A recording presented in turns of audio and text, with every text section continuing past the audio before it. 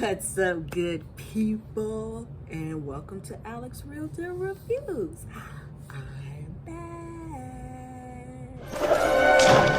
Did you miss me? So in an effort to hone my editing skills, I've decided to launch a new review series called B-List Movies on Tubi. And the B stands for black.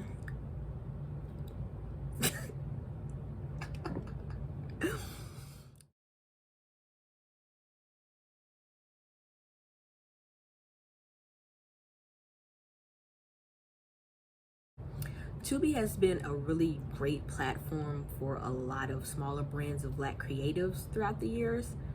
And there is such a wide variety of media available on there, and any genre you want to see is on there. You know, good, great, not so good, you know, anything, it's on there. They got it. Tubi got it. So one of my goals is to highlight as many movies as I can and that I'm willing to consistently review, because y'all know how I get. My inconsistency can harm me sometimes, because I've been meaning to do this review for well over a year now. So but that was the past. This is the present. We're in the now right now. It's a new day. And I'm here. I'm ready to start. So, the first movie on the list to start the series is Candy. It's like candy. It ain't that candy though. Well, actually, it is that candy. Little insider if you know. If you don't, you know. So Candy is the 2017 movie where a female drug lord and her allies must watch each other's backs to stay alive in the corrupt big city filled with drugs, murder, betrayal. Dun dun dun. And it's starring Sheneka Adams, Gina, Caliste, Kendrick Smith, and directed by Nahala Johnson. I hope I pronounced all of those correctly, or at least got close. Apologize in advance. Now, as dramatic as the synopsis was, there really wasn't too much going on in this movie. The last 15 minutes really saved it from being a dud for me, to be honest. So let's go ahead and get started. Alright, so let me pull up my notes here, because like y'all know, I don't get paid to memorize. So the movie opens up as any good, wholesome drug dealing movie can open, at the strip club. Now, I don't actually believe any of the main characters were actually in this scene in the strip club. So I'm not really sure of the purpose of the scene. Like, we never came back to the strip club. Like, it was just a scene and then that was it. So I'm not exactly sure why. I mean, you know, I like a good strip show as much as the next person, you know. It takes a lot of skill to do pole work. You know, that core strength required for that, I'm a little jealous actually. But yeah, you know what? Don't really know the reason for that scene, but you know, we move. Anyway, so next scene, we're introduced to our main character, Candy, who is the leader of this Houston cartel. And we meet the rest of her crew: Yaya, the gangster, Joy, the set-upper, and Dodie, the cousin. And apparently these ladies just got done robbing a gambling shack, because that you'll find out that's what they do. They sell every drug you can possibly think of, and they rob people of their drugs and money. I mean, you know, I guess it's kind of good of a good operation they got, you know. Now, in the background of this scene, you start hearing kind of like news stories of home invasions happening, and you know about the reports of 4 men robbing and killing people, and mainly the people they're killing are drug dealers. Now, after watching this, I'm still not quite sure why they were using the term home invasions, because all the robberies that happened in this movie were either at establishments or at obvious trap houses. So I don't know why they were stuck on that term. Like throughout the movie, I thought there were 2 sets of robberies happen and that we were going to get introduced to the other ones like later on, but nah, it was just one it was just them robbing and home invading apparently. So I don't know why they were stuck on that term, but they were, and it was a little weird and I was a little confused. But anyway, so the ladies are all in the car, and then you got to do the switch over to the new car because that's somebody might saw that one, so you gotta get rid of it. And they just leave everything in there, fingerprints, clothes, sweat, DNA, all a lot of evidence that could be tied back to them was left in that car. And I'm hoping maybe somebody off camera came and got rid of the car and stashed it, because otherwise it was just like a big blinking arrow light, like, hey, evidence right there, come get me, cops. So I'm hoping somebody, apparently they never got arrested. So the next scene, we learn that the crew has been together for about 3 years, and they have a really good setup going. They got the hair salon as a storefront, which black hair salon, Houston, nobody's gonna blink an eye. That great setup, to conduct business. And here we get introduced to Lollipop, aka Lolly, who is played by AJ, aka Ezel. R.I.P. Rest in peace, man. And he's the mad scientist who makes the drugs. Later in the movie, he mentions that he has like this golden ticket recipe that makes their drugs like strong, the best on the block, and they gonna sell like hotcakes. So, hey, do you? If you got the recipe, they gonna buy it. Trust. Don't trust me. I don't know. I don't got no recipes except for maybe some bread or a cake or something. And we also get introduced to Smiley. As you may guess, he smiles a lot. And he also can't speak except for a very loud and annoying whoop. Whoop.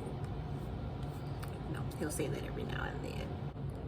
So they all discuss some business, and then we get to the next scene where we meet Cuddy. He's a old boy from the block who deals on the street, watches the corners, and he be beating people up and shooting folks. Typical drug dealer qualities that you want in your neighborhood drug dealer. And of course, where there's drug dealers, there are cops who want to bust them because they too are drug dealers. So the cop, whose name is So-So, he's a dirty cop who sells drugs as well, and he kind of wants Candy and her crew gone because, they're taking over territory, they cut into his business, and, kind of messing with his money. So you mess with money, you cause problems. And that's the main standoff that the rest of this movie kind of builds up to. That's what we're building up to. So-So and Candy. Battle of the Houston cartel drug dealers. So like I mentioned before, they have a really great operation going on. So in my mind, because I know criminals will be criminals, a setup is probably going to happen, and it's probably going to be somebody from the inside. So you got to keep your eye out. It could be anybody, all right? So the next 30 to 40 minutes of this movie is really just them robbing drug dealers and shooting people and beating people up in the neighborhood, Just typical drug dealer day. Or should I say typical Houston cartel day. That seems like more like a cartel activity. So yeah, I'm gonna go with that one.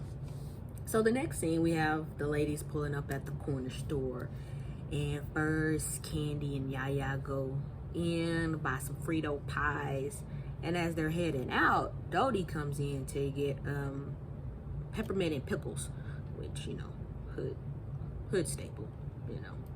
I don't like it, but you know, people really do revel in that. And apparently, and something bothered me about this.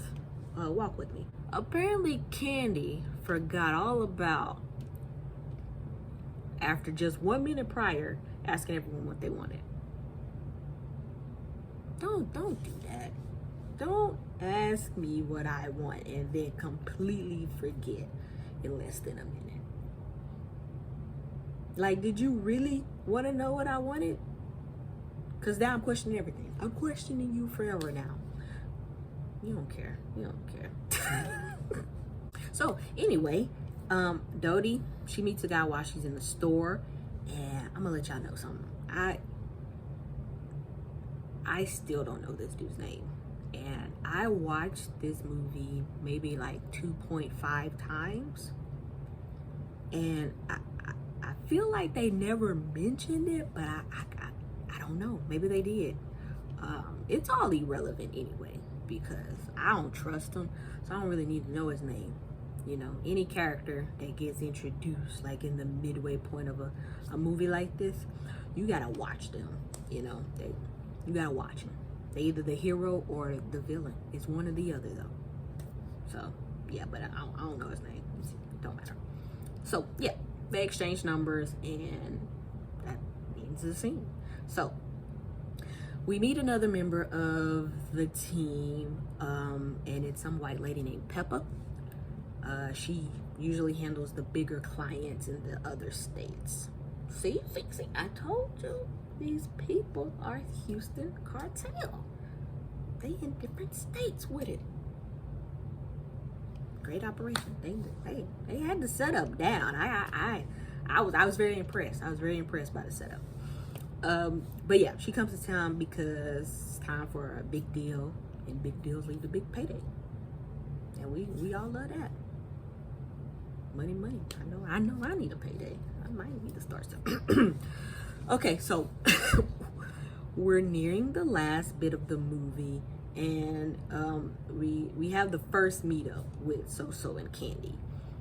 You know, he does the cop thing and tries to threaten her and blah blah blah, like, I know y'all doing illegal activities, and she stood her ground and realized he a crook just like her. So after they, you know, yap a bit more about, I ain't going nowhere, well, I ain't going nowhere either, blah blah blah nonsense, they both part ways. But this encounter kind of does get Candy a little motivated to hurry up and get this deal done. So we get to our next scene. It's Dodie and old boy chilling in the car, and he asked her if she wanted to do a line. Now, of course, she's a smart girl, so she says no, which is the correct response, because you don't even know this man, okay? It's been like 2 days, and y'all only done had one outing where y'all had this weird conversation about your ex and his friend who got shot, and how your ex ended up dying, and his friend is in a coma. You know, just some random Dodie trivia, you know. But yeah, she don't know this man, so she played it really smart until she didn't. She somehow surrenders all of her intelligence in the next 3 seconds and does a line from this strange man. Don't do that, people.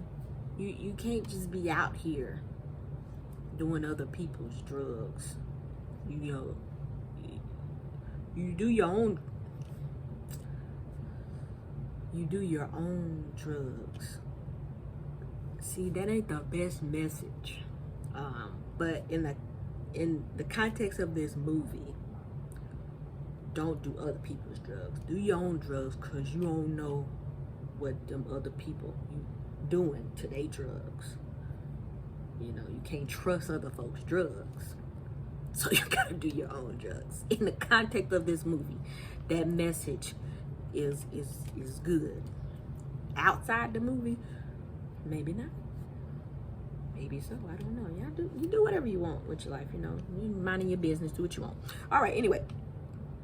But yeah, you can't just be doing drugs with any old body, because any old body could turn out to be the ops.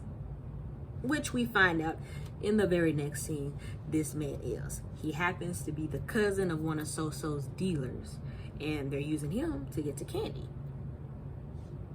Oprah mean. So of course, you know this is about to be an issue now.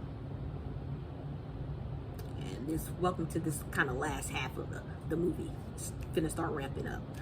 So the team gets together for a meeting, and they discuss the big payday ahead with this new job, where they're of course moving every drug that exists, you know, and that's like a lot of product.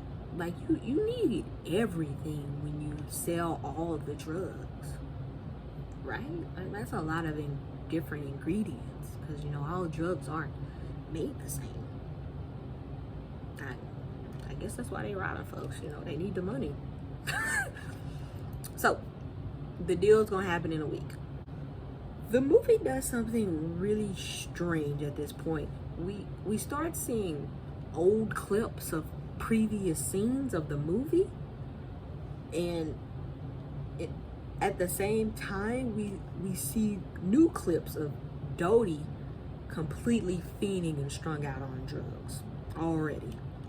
Maybe been like 3 days now, already fiending and strung out.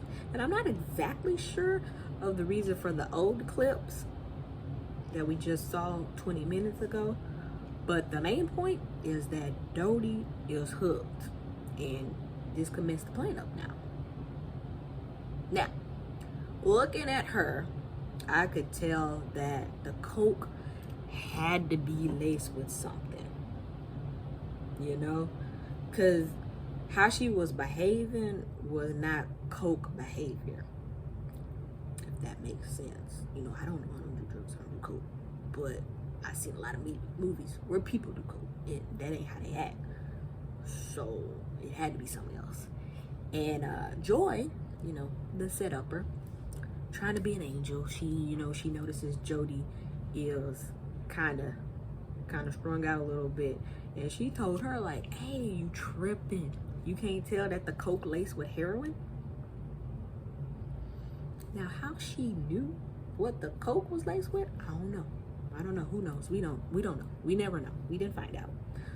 But you know, it made sense though, because Dodie was tripping. But you know, when you tripping, you ain't trying to hear all that. So she kind of run out the house, and you know, end scene. So up until this point, this movie hasn't really done a lot for me. You know, it wasn't good, it wasn't bad. It just was, in a sense. But the last 15 minutes really brought it together, because I literally stood up and was like, I know you lied to me. And those are the type of responses that you want your movie to have, you know? You want to get the people going. And I was going.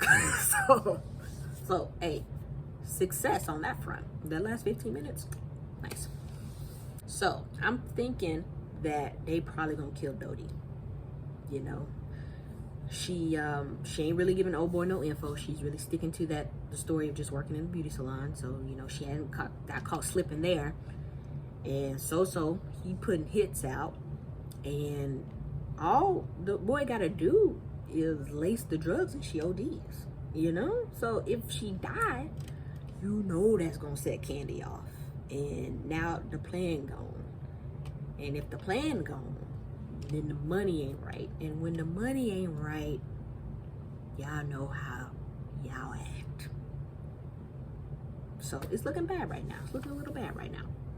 So Dodie calls Candy and tells her to come get her, because she kind of realizes that she's been set up.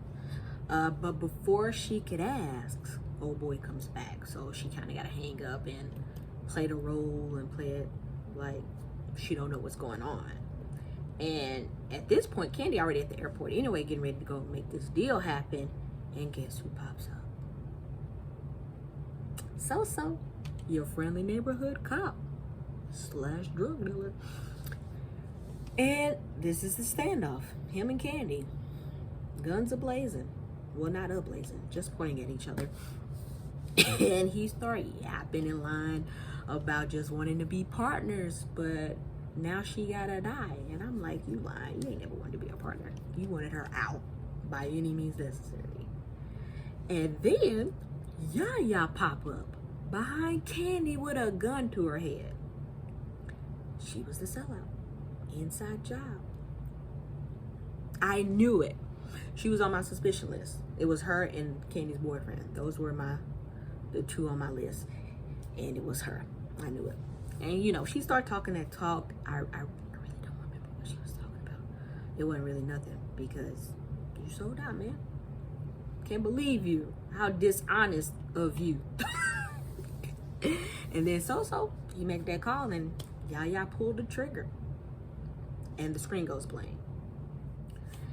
Now, I've watched plenty of movies to know you gotta see the body. No body, no case. So, I know it ain't no way they killed Candy because I didn't see it happen. Therefore, it didn't. It's that simple. It's that simple. Now, when they cut back in, they having a full-blown funeral. Got the hearse, got the cars, the family cars, everybody in black. They crying, they hugging each other. And they even got Candy doing the voiceover of the scene, talking about how friends be selling you out and look where it got me. And I'm like, nah, you're not gonna get me. Oh no, wait a minute, Mr. Postman. You're not gonna get me. You're not getting me. You better not get me. Because at this point, I've stood up. Because I just know they ain't kill Candy. I got my arms folded. I'm like, nah, they lying. They ain't kill her. Nah, that's crazy. No, it's nonsense. They wouldn't. They better not. And then they open the casket and it's So in the casket. All tied up, duct tape on his mouth. Looking bad for him. And Ken and the crew came out on top. They was 10 steps ahead. Because, you know from earlier in the movie about that Randy Doty trivia? About her ex and his friend? Well, it just so happened his friend gets out of the coma. And he lets the crew know some critical information. Now, we never got that critical information. I don't know what it was. Maybe he told him who shot him? Who set him up? Who knows? We'll never know. We didn't deserve to know as the audience the critical information. That is for them only. All they told us is that Yaya was the sellout. And they did a little switcheroo and put blanks in her gun. So, you know, when she thought she shot Candy, she didn't. And you know what? They never mentioned what happened to her. We don't know if she died, went to jail, got sent overseas. We don't know what happened. And guess what? You don't need to know. Why you think you watching a movie and you need to know the results? That's crazy. You don't need to know.